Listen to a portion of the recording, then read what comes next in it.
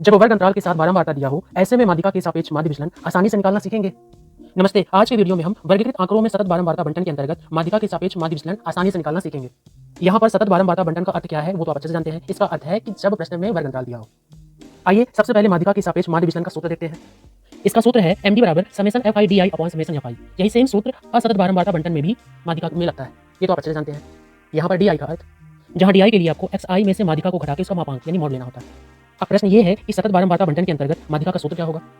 सतत बारंबारता बंटन यानी जब वर्ग अंतराल प्रश्न में दिया होगा तो ऐसे में माध्यिका के लिए आपको ये सूत्र लगाना पड़ेगा। आइए इन सब चीजों को एक प्रश्न के माध्यम से समझते हैं। जैसे प्रश्न में देख सकते हैं कि वर्ग अंतराल और उसकी बारंबारता दिया हुआ है और हमसे माध्यिका के सापेक्ष माध्य विचलन पूछा जा रहा है। तो हमें सबसे पहले क्या करना है कि इस वर्ग अंतराल और बारंबारता को ऊर्ध्वाधर रूप में लिख लेना है। इस तरह से अब आप जानते हैं कि चाहे सतत बारंबारता बंटन हो चाहे असतत बारंबारता बंटन हो, हमें तीसरा कॉलम संचयी बारंबारता यानी सीएफ निकालना होता है। उसके लिए क्या करना है कि बारंबारता की पहली संख्या में लिख लेना है। अब हमें दूसरी सीएफ के लिए हमें बारंबारता जोड़ते चलना है, यानी 6 में हम 7 जोड़ेंगे तो 13। अब अगली सीएफ निकालने के लिए हम इस सीएफ में इस बारंबारता को जोड़ेंगे, यहाँ लिखेंगे। इस तरीके से हम सारी सीएफ निकाल लेंगे इस तरह से।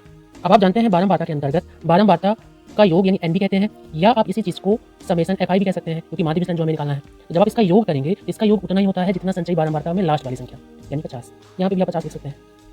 चलिए अब हमें n मिल चुका है तो अब हम माध्यिका निकालते हैं।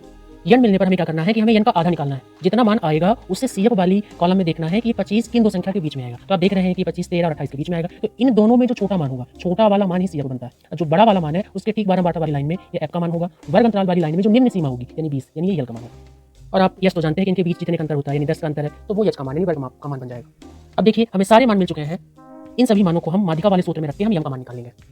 इस तरह से जब आप मान रख करके हल करेंगे तो माध्यिका यानी m का मान 28 आएगा। आगे हम डी का मान निकालेंगे, लेकिन उससे पहले हमें xi का मान निकालना पड़ेगा, क्योंकि जब तक हम xi नहीं निकालेंगे तो हम डी का मान नहीं निकाल सकते। xi के लिए आपको क्या करना है कि वर्ग अंतराल में निचली वर्ग सीमा में ऊपरी वर्ग सीमा जोड़ के उसका आधा कर देना है। चलिए अब हम डी का मान निकाल सकते हैं।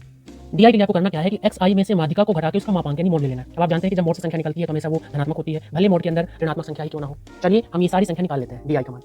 इस तरह से अब हम माध्य विचलन निकालने के लिए सिर्फ 2 कदम पीछे, मतलब यानी हमें निकालना है fi और डी का मान, यानी हम करेंगे fi और डी का आपस में गुणा।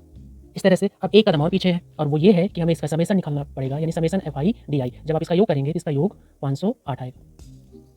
अब देखिए हमें समेसन fi di और समेसन fi दोनों मान मिल चुके हैं तो हम md का मान निकाल सकते हैं। यानी हम कह सकते हैं कि माध्यिका के सापेक्ष माध्य विचलन यानी md का मान 10.16 होगा। जब वर्ग अंतराल सतत होगा ऐसे में आप इसी तरीके से माध्यिका के सापेक्ष माध्य विचलन ज्ञात करेंगे। और जब वर्ग अंतराल सतत ना हो ऐसे में आपको क्या करना है, वर्ग अंतराल सतत बनाने के लिए आपको वर्ग अंतराल की निम्न सीमा में आधा घटा के उच्च वाली सीमा में आधा जोड़ देना है। ऐसे में वर्ग अंतराल सतत हो जाएगा और फिर आप माध्यिका का मान निकालेंगे, उसके बाद md का मान निकालेंगे। मैं आशा करूंगा कि सतत बारंबारता बंटन के अंतर्गत माध्यिका के सापेक्ष माध्य विचलन आपको अच्छी तरह समझ आया होगा। ऐसे ही असतत बारंबारता बंटन के अंतर्गत माध्यिका के सापेक्ष माध्य विचलन के लिए नीचे लिंक पर क्लिक करें। साथ ही होमवर्क में इसका जवाब कमेंट बॉक्स में देना मत भूलिएगा। राधे राधे।